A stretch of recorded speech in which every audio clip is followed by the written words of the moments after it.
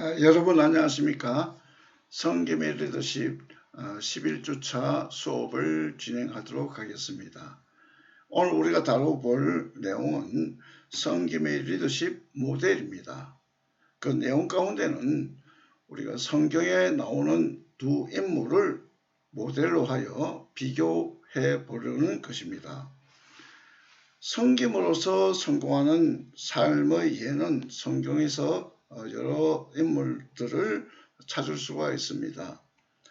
그 가운데 오늘 우리가 살펴보고자 하는 것은 이스라엘의 두 왕입니다. 한 분은 이제 사울 왕이고 다른 분은 다윗이라고 하는 왕입니다. 우리가 이제 이 두 왕을 보게 되어지면 우리가 이제 한 분은 성공한 삶, 한 분은 실패한 삶, 이러한 내용으로 우리가 비교해 볼 수가 있는데, 한 분은 성김의 리더십을 가진 분, 한 분은 이기적인 제왕적 리더십을 가진 분, 이렇게 비교해 볼 수가 있겠습니다.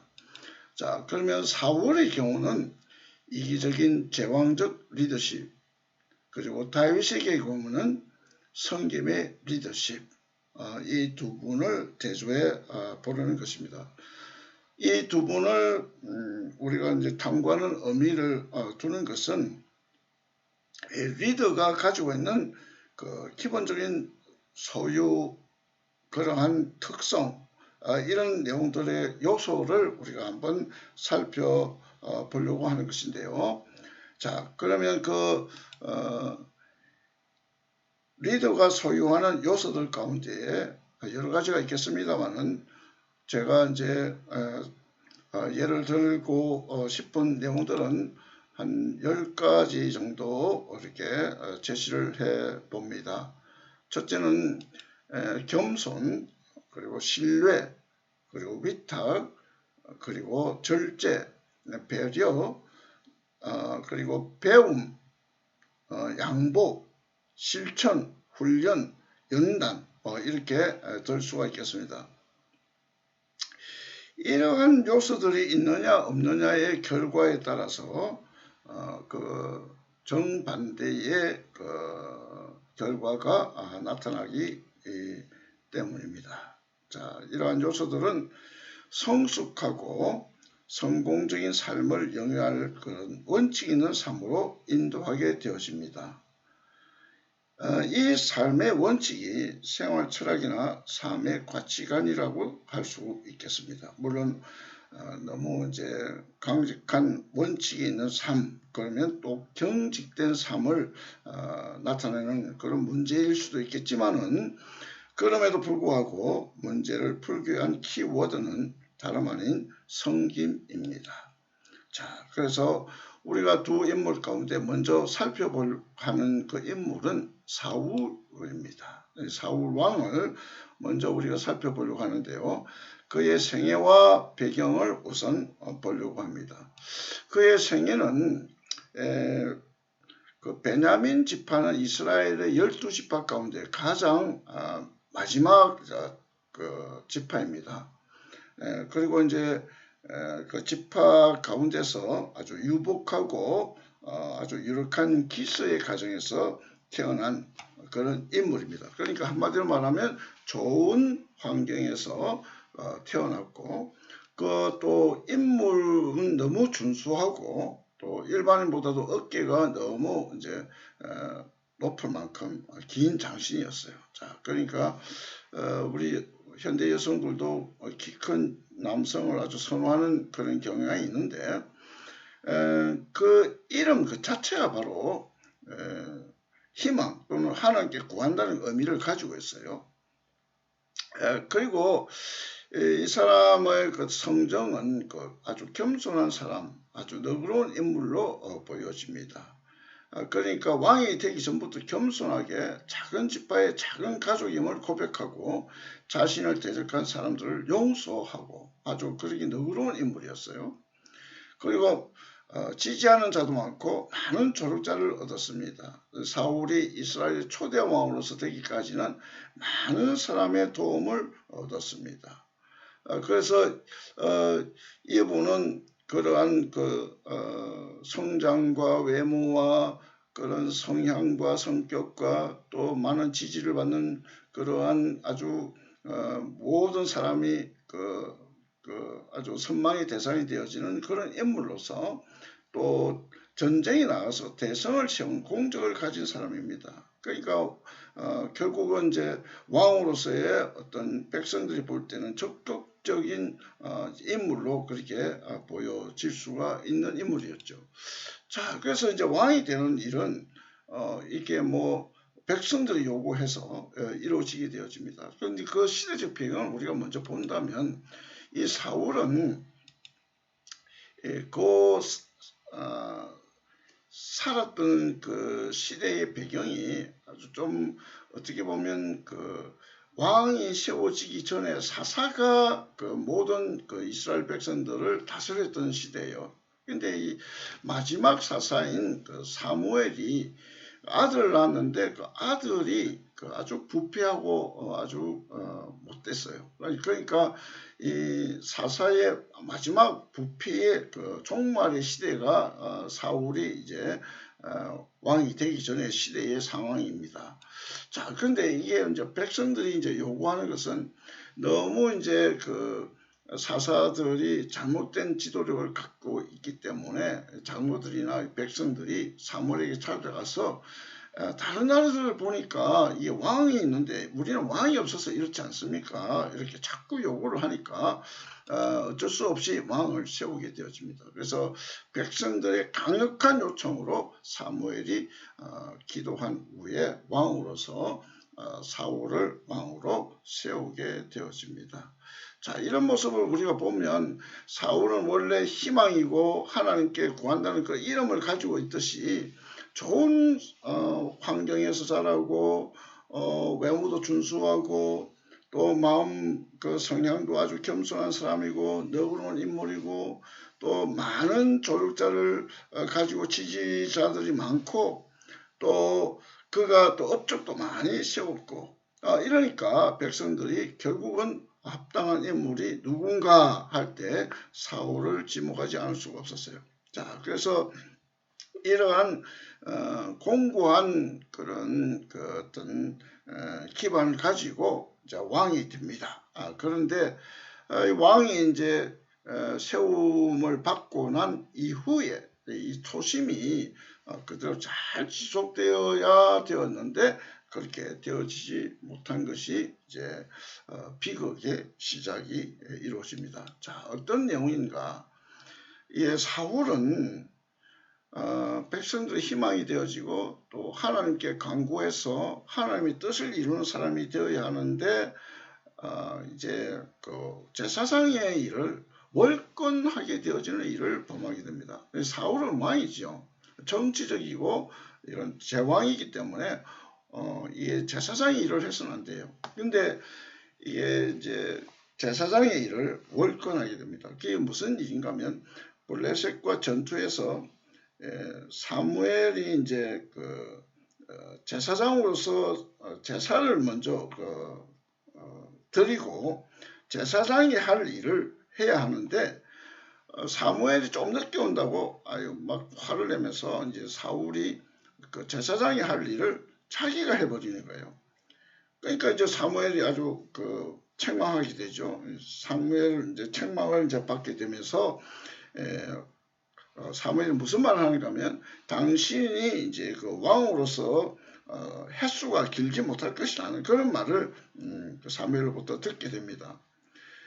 그리고 이제 뭐 그럼에도 불구하고 이제 사울은 계속 아말렉과 전쟁에서 승리하게 되어지는데 이때 하나님은 명령을 주셨는데 그 명령은 다름이 아니고 아말렉 족속과 싸워서 모두 진멸하라. 짐승까지도 진멸하라. 그렇게 명을 내리셨는데 이제 이 사울은 그것을 거역합니다. 그래서 아말렉 왕도 남겨두고 기름진 가축들도 남겼어요.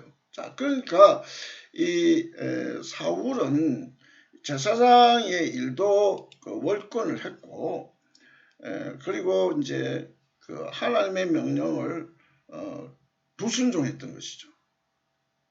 왕도 아말렉 왕도 남기고 기름진 가축들도 남기는 것은 자기가 이제 그걸 탐욕을 어쨌든 뭔가 얻으려고 하는 것이 있었어요. 이제 이처럼 이제 자꾸 이제 왕이 반복해서 하나님 명령을 거역하고 또 그러다 보니까 이 불순종을 통해서 하나님께 버림을 받는 계기가 되어집니다. 그리고 이제 어떤 날 블레셋의 거인 골리앗과 싸움을 이제 붙게 되어지는데 이 다윗과 사울 모두 이제 그 골리앗이 아주 외침의 소리를 듣고 있습니다. 이스라엘 백성들이 이제 나가서 싸워야 하는데 누가 대표적으로 나가서 골리앗과 싸워야 되는데 이 골리앗이 보통 사람이 아니에요. 아주 참 엄청나게 큰 사람입니다. 그래서 이제 이 대표적으로 나가야 할 그 사람은 결국 사울이 왕이기 때문에 이제 나가서 싸워줘야 하는데 사울은 두려워서 꼼짝도 하지 않는 거예요. 그러니까 어쩔 수 없이 이제 사울 대신 그 부하인 다윗에게 나가라고 합니다. 그리고 이제 갑옷도 건네주고 이제 칼도 전해줍니다. 그런데 이 사울은 다윗에게 이렇게 모든 것을 주었지만은 다윗은 그 사울이 입었던 갑옷을 입을 수가 없어요. 그리고 또 칼도 너무 무거워서 쓸 수도 없어요. 자기가 사용하지 않은 것을 이렇게 쉽게 사용할 수가 없잖아요. 그런데 다윗이 물맷돌로 돌려가죠. 물맷돌은 그 가죽끈에다가 차돌을 갖다가 메어가지고 집어 던지는 거예요. 돌렸다가 확 집어 던지는데 이게 이제 골리앗의 이마를 그대로 집통으로 맞춰서 골리앗을 죽이게 됩니다. 그래서 이제 자기가 이제 약속한 대로 다윗이 골리앗을 죽이고 오니까 이제 약속한 대로 사울의 그 사위로 삼는 거예요. 자기 이제 왕을 사위로 삼고 또 군대의 아주 중요한 직책도 줍니다. 그런데 그 일이 이제 벌어질 때에 이게 백성들 다 보고 있잖아요. 그래서 이제 백성들이 이제 다윗에게 관심이 가는 거예요. 그러니까 어떤 노래를 부르게 되어지는데 사울이 죽인 자는 천천히요 다윗이 죽인 자는 만만이라. 그러니까 비교가 되잖아요. 이런 사울이 더 칭송을 받게 되어지니까 그때부터 자기 사위이고 또 충신이잖아요. 이 다윗에게 아주 나쁜 감정이 생기고 시기하게 되어집니다. 그래서 질투하게 되어지고 그리고 여러 차례 실패도 불구하고 죽이려고 시도를 합니다. 자, 그래서 이런 또 악한 마음이 이제 들게 되어지죠. 그리고 또 일로만 그치지 않아요. 다윗이 이제 사울에게 죽음의 위협을 당해도 막 도피하고 이제 도망가고 있는데 이게 뭐 죽음의 위협을 통해서 도망 중에도 이제 사울을 죽일 수 있는 그런 기회도 있었지만 절대로 왕은 하나님이 씌운 자 이런 의식이 있어서 결국 손 하나 되지 않습니다. 그런데 이제 어떤 일이 이제 벌어지는가 하면 다윗이 사울에게 죽음의 위협을 당해 도피 중에 있을 때에 제사장 아히멜렉에게 음식을 제공받고 골리앗의 칼도 이제 받게 되어집니다. 이 소식을 들은 사울은 아히멜렉의 가족 전체와 제사장 85명을 살해하는 죄를 저지르기도 해요. 그리고 또 결정적인 일은 블레셋 전쟁의 위기를 당할 때에 두려워 신접한 그 여인에게 찾아가서 묻는 것입니다. 그러니까 이게 무당을 찾아간 거죠. 예, 신접한 여인을 찾아. 그래서 아주 결정적인 잘못을 저지르고 말았습니다. 이제 사울은 나중에 길보아 전투에서 블레셋 군대에 피하여 자기 자식들도 잃고 화살에 맞아 중상을 당한 후에 자신의 칼에 엎드려져서 자결함으로 세상을 떠나고 맙니다. 자, 이러한 내용들을 우리가 보면서 사울의 일생을 한눈에 우리가 볼 수가 있는 그런 내용을 우리가 좀 생각해 보았는데요. 자, 그러면 사울의 특징은 뭐예요? 한마디로 허물벗기를 하지 못했다. 사울이 이스라엘의 왕이 되면 아주 모든 것이 다 해결될 줄 알고 이제 백성들을 그렇게 생각했고, 또 사울도 이스라엘의 왕이 되면서 자기가 외부적인 가졌던 문제들은 다 해결되어졌어요. 그래서 왕이 된다는 것은 아주 굉장한 일이잖아요. 그래서 절차대로 기름 부음을 받았고 강력한 공력도 얻게 되어졌고, 또 외부적인 어떠한 도전적인 문제가 다 사라졌지만은 벗어야 할 허물을 벗지 못한 거예요. 자, 그래서 그런 것들을 우리가 좀 살펴보려고 하는데, 자, 우리가 이제 예를 들어서 애벌레가 허물을 벗어야 다음의 단계를 넘어가야 돼요. 그 다음의 단계는 나비가 되어지죠. 그런데 자기의 구태의연한 모습을 벗어버리고 탈피를 해야 전혀 새로운 모습으로 태어나는 것인데, 이 탈피의 과정을 못하고 그렇게 될 경우에는 생존하기 힘들고 종래는 죽고 마는 것입니다. 이 좋은 리더가 되기 위해서는 많은 허물을 벗어야 했지만 사울은 나쁜 태도라는 허물을 끝내 벗지 못하고 이를 벗어나지 못했기 때문에 그는 제한된 생활을 할 수밖에 없었던 것입니다. 자, 그러면 어떤 것이 있었을까요? 사울이 벗어나지 못한 허물들은 다음과 같은 것입니다. 첫째는 두려움이었어요. 사울은 두렵고 겁이 나서 골리앗과 싸우지 못하고 뒤로 물러섰어요. 자, 이것은 우리가 어떤 신앙을 가졌음에도 불구하고 그 믿음이 내 생활과 내 삶과 내 마음을 어떤 긍정적으로 이끌어내지 못하는 그 요소들이 angst, 두려움이라고 하는 거예요.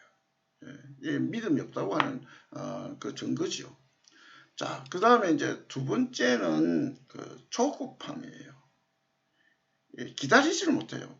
인내가 필요한데 오래 참음. 이 사울은 사무엘을 기다리지 못하고 제사장의 고유 권한을 월권했습니다. 이 참 안타까운 일이죠. 그리고 직접 제사장이 해야 할 일들을 왕이 직접 제사를 드리고 잘못을 저지른 것입니다. 그래서 하나님의 명령을 가볍게 여긴 행위가 되고 말았습니다. 이런 실수를 현대인들도 많이 하죠.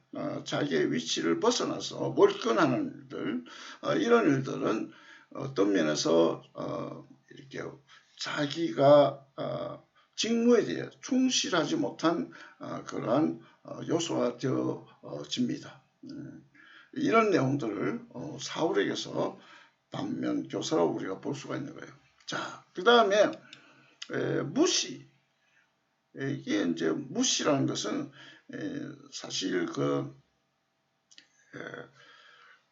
아무렇게나 그냥 관심 없이 그냥 외면해 버리는 것이죠. 그래서 사무엘에게 하나님이 자신을 버리셨다는 사실을 들은 후에도 회개하지 않는 거예요. 그러니까 사울은 아무렇지도 않은 듯 행동해 버렸어요.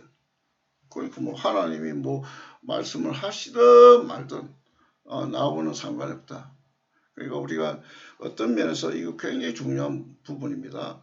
우리가 삶의 순간순간을 지날 때에 내게 주어지는 그 말씀, 그런 것들이 있어요. 이끌어지는 어떤 지도력이 내게 부여될 때가 있습니다. 그것을 귀담아 듣지 않고 마음에 두지 않으면 무시하는 그런 행위가 되는 것이죠. 자, 그 다음에 이제 우리가 볼 것이 이제 충동입니다. 충동이라는 것은 이게 사실 우리 성정이 급한 사람에게서 또는 우리가 유혹을 당할 때에 이게 나타나는 것 중에 하나인데요. 사울의 경우가 바로 성급하게, 아까도 봤지만 조급하고 무시하는 이런 것들이 충동 속에서 나타나거든요. 성급해요. 그 무모한 그 맹세를 하게 되는 경우가 있어요. 그래서 우리가 이제 그 사울의 경우도 그 아들들과 관계 속에서 그 요나단의 경우를 우리가 보게 되어지는데, 요나단의 경우는 그 아들의 경우에 대해서 너무 성급하게 어떤 결정을 내리게 됨을 통하여 자기 자녀까지도 위험에 처하게 되어지는 그런 경우가 생기게 되어집니다. 자, 그리고 좀 이 우리가 이제 다섯 번째 보고자 하는 것은 좀 아주 심각한 문제인데요. 기만이라는 거예요. 그래서 사울은 다윗에게 그 블레셋 사람들에게 승리하는 자에게 딸 미가를 주겠다고 약속을 했어요. 그런데 진짜 그 사울의 마음속에 있는 속셈은 그 다윗을 전쟁터에 보내가지고 계속해서 그 위험 속에 빠뜨려서 죽이고자 한 거예요. 그 진정 어떤 면에서 사이를 삼고자 하는 그런 아주 순수한 마음, 아주 아들과 같은 마음으로 다윗을 생각하고 사이를 맞으려고 했던 그런 마음이 아니었다는 거예요. 그러니까 이게 쏘기려고 하는 것이죠. 기만이에요. 그러니까 이거는 애당초 이런 처음에 삐뚤어진 그 어떤 마음의 씨앗이 결국은 이러한 기만으로까지 나타나게 되어졌던 것을 보게 되어집니다. 자, 그러면 여기서 중단하느냐? 그게 아니에요. 이게 이제 질투가 생겨지는데요. 제러스. 이거는 아주 굉장히 사람을 이렇게 아주 망가뜨리는 일 중에 하나예요. 사람들이 자신과 다윗을 백성들이 비교하잖아요. 그러니까 사울은 불같이 분노를 합니다. 그때부터 이제 사울은 다윗을 사이도 아니고 또 부하도 아니고 단지 적으로만 간주합니다. 그러니까 질투의 눈으로 보게 되니까 그를 수없이 죽이려고 아주 시도를 합니다. 그러니까 뭐 이건 질투는 결국은요 사람을 죽이려고 하는 시도까지 가는 거예요. 이런 것들은 이 사울에게서 아주 결정적인 아주 허물이라고 이렇게 보겠습니다. 그럼에도 불구하고 이걸 깨우치지 못하니까 이미 이제 어떤 회복할 수 있는 그런 기회가 놓쳐버린 거죠. 자, 그러니 이제 마지막 우리가 봐야 할 분노가 이제 솟아오릅니다. 이 분노는 사실 그 우리가 이제 아주 자기도 모르게 튀어나오는 게 아니에요. 이게 쌓여졌다가 이게 이제 결국 나타나는 하나의 아주 좋지 못한 아주 그 악한 어떤 행동이 생겨지는 것인데요. 이 사울은 자신을 위해 수금을 타는 다윗을 창으로 여러 번 죽이려 했고요. 화가 나면 자기 아들 요나단도 저주하고 죽이라고 했습니다. 이게 뭐 결국은 이제 아주 그 분별력을 완전히 상실해 버린 모습입니다. 제사장 아히멜렉을 비롯해서 85명의 제사장을 죽이기까지 이거는 분노의 도를 넘어 적개심이라고 할 수 있는 거예요. 결국은 우리가 이제 이런 절차들을 통해서 보면 돌이킬 수 없는 어떤 죄를 범하게 되어집니다. 이런 절차들은 오늘날 우리가 이제 실패한 사람으로서의 그 반면교사 그런 의미에서 이제 사울 왕을 우리가 보게 되어집니다. 자, 그러면 실패의 반면교사로서의 사울 왕을 우리가 본다면 누구에게나 그 지도자로서의 잠재력이 다 있는 거예요. 우리가 이제 겉모습만 보아져서 알 수가 없어요. 뭐 사람의 외모를 본다든지 키를 본다든지 또는 어떤 옷을 잘 입는다든지 뭐 이런 걸 가지고 우리가 이제 어떤 참 훌륭한 그 인물이 되겠다 또는 아주 리더의 아주 큰 제목이 될 것이라 이제 우리가 쉽게 판단하는데 그렇게 해서는 안 된다는 거예요. 자, 그래서 이런 겉모습만 봐서는 아니 되고요. 속모습을 봐야 하는데 모든 사람들이 이제 잘못 본 거예요. 이 사울을 본 사람들이 바로 그 겉모습을 보았어요. 그런데 그 내용들을 쭉 보니까 사무엘상 9장 2절에 보면 그 이제 사람들은 그 이름이 사울이고 그 희망이고 하나님의 뜻을 구하는 자다 뭐 이런 뜻을 가지고 있고 또 준수한 소년이고 또 이스라엘 자손 중에서 아주 그러한 인물이 없고 또 정말 참 그 용모가 단정하고 그러니까 선택을 했는데 그러한 내용들을 우리가 쭉 보면서 하나님은요 결국 외모를 보시지 않으시는 분이에요. 하나님은 그 사람의 중심을 보시는 분이십니다. 그래서 힘과 잠재력의 상징인 사울이 신뢰와 지도력을 잃는 데는 그리 오랜 시간이 걸리지 않았어요. 그래서 이제 하나님은 사울 대신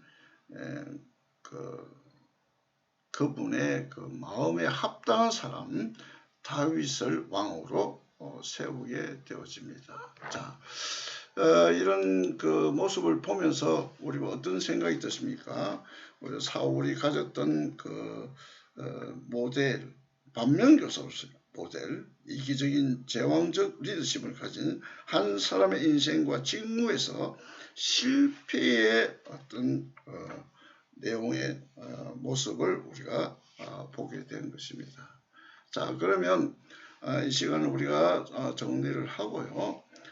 다음 시간에 우리가 이어서 다윗의 그러한 성김의 리더십의 모습을 우리가 보면서 이 두 왕의 비교를 통해서 얻는 교훈을 우리가 또 살펴보려고 합니다. 자, 그러면 나중에 또 다시 여러분 만나도록 하겠습니다.